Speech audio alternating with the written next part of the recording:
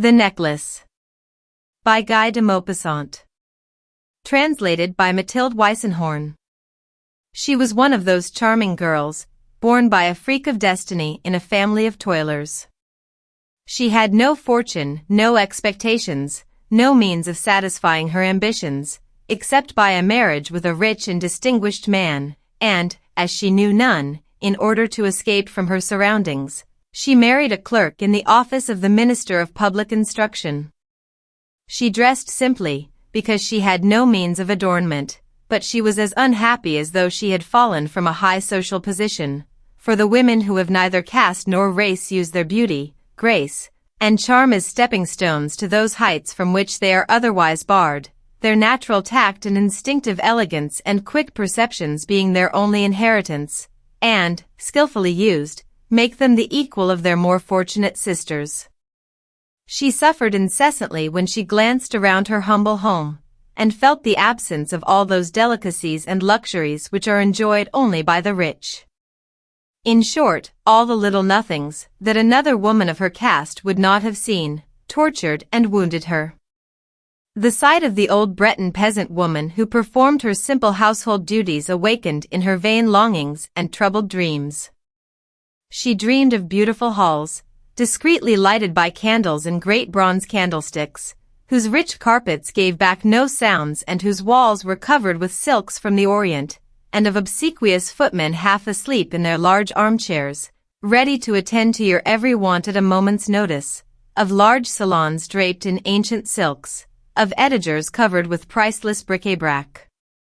She thought also of coquettish small salons, made expressly for the 5 o'clock, when one receives only one's intimates or distinguished men of letters, from whom it is every woman's ambition to receive attentions. When she was seated at the table, whose cloth had already done duty for 3 days, or opposite her husband who evinced his entire satisfaction with the evening's repast by such exclamations as, "Oh, the good pot-au-feu! I know nothing better." Her imagination carried her away to stately banquet halls, whose walls were covered with rich tapestries, portraying scenes in which ancient personages and strange birds were pictured in the middle of a fairy-like forest. She pictured the glittering silver, strange dishes, exquisitely served on marvelous plate, and gallantries whispered and listened to with the sphinx-like smile with which a woman of the world knows so well how to conceal her emotions, all the while eating a rosy trout or dallying with a wing of a lark. She had no toilets, no jewels, and it was for these things that she longed, as the fleet Arabian longs for his native desert. What pleasure to have pleased, been envied, to be seductive and sought after. She had a rich friend, a comrade from the convent, whom she no longer visited, because she suffered from seeing the things she could not have, and on returning wept whole days for grief, regret, despair, and distress. One evening her husband came home radiant, holding in his hand a large envelope. "See," said he, "here is something for you." She nervously tore open the envelope, drew out a card, on which these words were printed. The Minister of Public Instruction and Madame Georges Ramponneau begged the honor of the company of Monsieur and Madame Loisel for the evening of Monday, January 18th. Instead of being wild with delight, as he had expected, she threw the invitation on the table, with an exclamation of disgust, saying sullenly, "What do you wish me to do with that? But, my dear, I thought you would be so pleased. You never go out, and this is an event. I only obtained it after infinite trouble. Everybody wants one, they are much sought after, and they are not generally given to employees. You will see there all of the official world." She looked at him with supreme disdain, and said impatiently, "What would you like me to wear?" The secret was out. Manlike, he had not thought of that. "But the dress that you wear to the theater," stammered he. "You always look beautiful to me in that." He stopped speaking, stupefied and dismayed on seeing his wife in tears. 2 large tears trickled slowly down her cheeks. "What is the matter? What is the matter?" asked he tenderly. By violent effort she conquered her grief and calmly said, while wiping her humid cheeks. Nothing, only I have no toilet and, of course, cannot go. Give the card to one of your comrades whose wife is fortunate enough to have something suitable for the occasion. Despairingly he said. See, Mathilde, how much will a dress cost to wear to this ball, one which can also be used for other occasions, something very simple. She reflected a few moments, figuring in her own mind the sum she could ask without danger of immediate refusal and frightening her economical husband. Finally she hesitatingly said, I do not know exactly, but it seems to me I might manage with about 400 francs. He paled a little, because he had been saving just that sum to buy a gun for the following summer, when he would go with some of his friends to the plains of Nanterre on Sundays to shoot larks. Stifling his regrets, however, he replied. Very well, I will give you 400 francs, but try to have a beautiful dress. The day of the fete drew near, but Madame Loisel seemed sad, anxious, and uneasy. Her toilet was ready, what could it be? Her husband said to her one evening. What is the matter? You have been so queer for the last few days. She replied, It worries me that I have not one jewel, not a precious stone to wear. What a miserable figure I shall be. I think I would rather not go at all. You can wear natural flowers, it is all the rage at this season, and for 10 francs you can have 2 or 3 magnificent roses. But she was not convinced.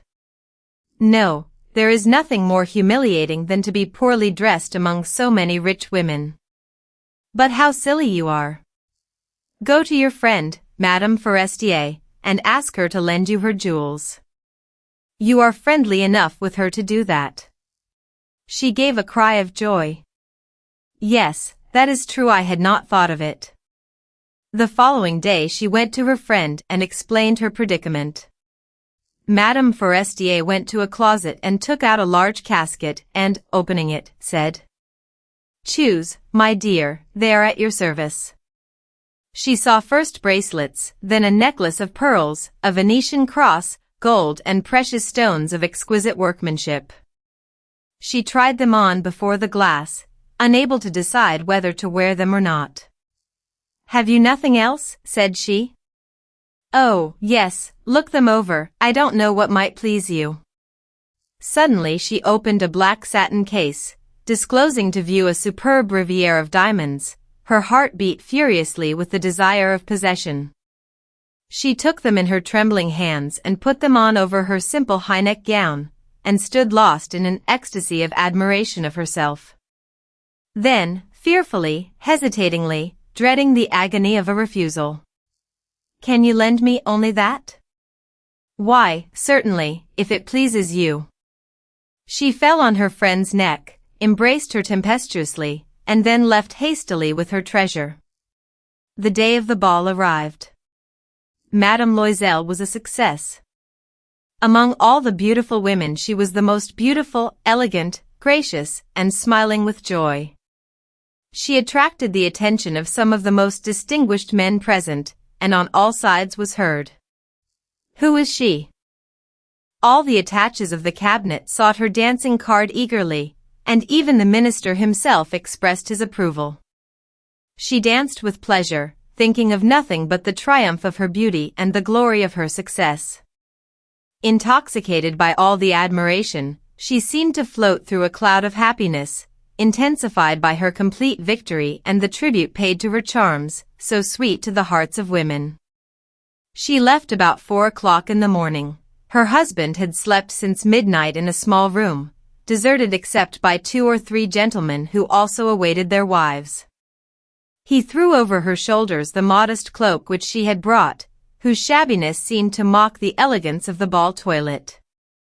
She felt the incongruity, and walked swiftly away in order not to be seen by those whose rich furs were more in accordance with the occasion. Wait, said her husband, you will take cold, I will call a carriage. But she heeded him not, and rapidly descended the staircase. When they reached the street, there was no carriage in sight, and they were obliged to look for one, calling to the drivers who passed by, but but in vain. Shiveringly they walked toward the Seine and finally found on the quay one of those nocturnal coupes one finds only in Paris after dark, hovering about the great city like grim birds of prey, who conceal their misery during the day. It carried them to their door, Rue des Martyrs, and they slowly and sadly entered their small apartments. It was ended for her, and he only remembered that he would have to be at his desk at 10 o'clock. She took off her cloak in front of the glass in order to admire herself once more in all her bravery, but, suddenly, she cried out, "The diamonds are gone." Her husband, almost half asleep, started at the cry and asked, "What is the matter?" She turned toward him with a frightened air. I have lost Madame Forestier's necklace." He rose dismayed. "What, how?" "But it is not possible." And they immediately began to search in the folds of the dress, the cloak, in the pockets everywhere, and found nothing. "Are you sure that you had it when you left the ball?" "Yes, I felt it while still in the vestibule at the minister's." "But if you had lost it in the street we should have heard it drop." "It ought to be in the carriage." "Yes, it is possible." "Did you take the number?" "No, and you have not looked at it either?" "No." They looked at each other fearfully. Finally Loisel dressed himself.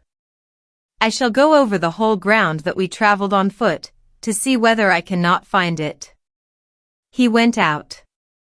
She sat still in her brilliant ball toilet, no desire to sleep, no power to think, all swallowed up in the fear of the calamity which had fallen upon them. Her husband came in at 7 o'clock. He had found nothing. He had been to the prefecture of the police, to the papers offering a reward, to all small cab companies, anywhere, in short, where he could have the shadow of hope of recovery. She waited all day in the same state of fear in the face of this frightful disaster. Loisel returned in the evening pallid and haggard. "No news as yet." "You must write to your friend that you have broken the clasp of the necklace and are having it repaired. That will give us time to look around." At the end of the week they had lost all hope, and Loisel, to whom it seemed this care and trouble had added 5 years to his age, said, "We must try and replace the jewels." The following day they went to the jeweler whose name was stamped inside the case. He consulted his books. "I did not sell that necklace, madam, I only furnished the case." Then they went from jeweler to jeweler, racking their memories to find the same, both of them sick with grief and agony. At last, in a small shop in the Palais Royal, they found one which seemed to them like the one they had lost. With beating hearts they asked the price. 40,000 francs, but they could have it for 36,000 francs. They asked the jeweler not to dispose of it for 3 days, and he also promised to take it back at 34,000 francs if the first one was found before the end of February. Loisel had inherited 18,000 francs from his father. He borrowed the rest. He borrowed 1,000 francs from one, 500 from another, 5 louis here, 5 louis there. He gave notes, made ruinous engagements, had recourse to the usurers, ran the whole gamut of moneylenders. He compromised his whole existence, risking his signature, without knowing that it would be honored, terrified by the agony of the future, by the black misery which enveloped him, by the prospect of all the physical privations and moral tortures. He went for the new necklace and deposited on the counter his 36,000 francs. When Madame Loisel returned the necklace to Madame Forestier, she coldly said, "You should have returned it sooner, as I might have needed it." She did not open the case, the one thing Madame Loisel had dreaded. What if she had discovered the change? What would she have thought? Would she not be taken for a thief? From that time on Madame Loisel knew what life meant to the very poor in all its phases. She took her part heroically. This frightful debt must be paid. Her share of privations was bravely borne. They discharged their one domestic, changed their location, and rented smaller apartments near the roof. She knew now what meant the duties of the household, the heavy work of the kitchen. Her pretty hands soon lost all semblance of the care of bygone days. She washed the soiled linen and dried it in her room. She went every morning to the street with the refuse of the kitchen, carrying the water, stopping at each flight of stairs to take breath, wearing the dress of the women of the people. She went each day to the grocer, the fruiterer, the butcher, carrying her basket on her arm, bargaining, defending cent by cent her miserable money. They were obliged each month to pay some notes and renew others in order to gain time. Her husband worked in the evening balancing the books of merchants, and often was busy all night, copying at 5 cents a page. And this life they endured for 10 years. At the end of this time they had paid all the tax of the usurers and compound interest. Madame Loisel seemed an old woman now. She had become strong and hardy as the women of the provinces, and with tousled head, short skirts, red hands, she was foremost among the loud-voiced women of the neighborhood, who passed their time gossiping at their doorsteps. But sometimes when her husband was at his office she seated herself at the window and thought of that evening in the past and that ball, where she had been so beautiful and so admired. What would have happened if she had not lost the necklace? Who knows? Life is a singular and changeable thing, full of vicissitudes. How little it takes to save or wreck us. One Sunday as she was walking in the Champs-Élysées to divert herself from the cares and duties of the week, she suddenly perceived a lady, with a little child, coming toward her. It was Madame Forestier, still young, beautiful and charming. Madame Loisel stopped short, too agitated to move. Should she speak to her? Yes, certainly. And now that the necklace was paid for she would tell her everything. Why not? She walked up to her and said, "Good day, Jean." Madame Forestier did not recognize her and seemed astonished at being spoken to so familiarly by this woman of the people. "But madame, I think you are mistaken." "No, I am Mathilde Loisel." "Oh, my poor Mathilde, how you are changed." "Yes, I have had lots of trouble and misery since last I saw you, and all for you." "For me? And how was that? Do you remember the necklace of diamonds you lent me, to wear to the minister's ball?"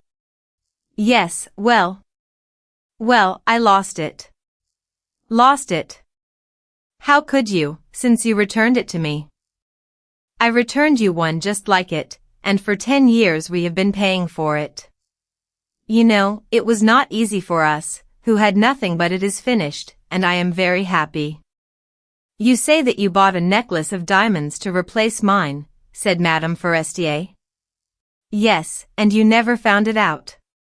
They were so much alike, and she smiled proudly.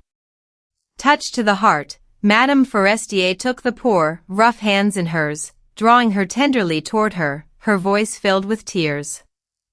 "Oh, my poor Mathilde! But mine were false. They were not worth more than 500 francs at most."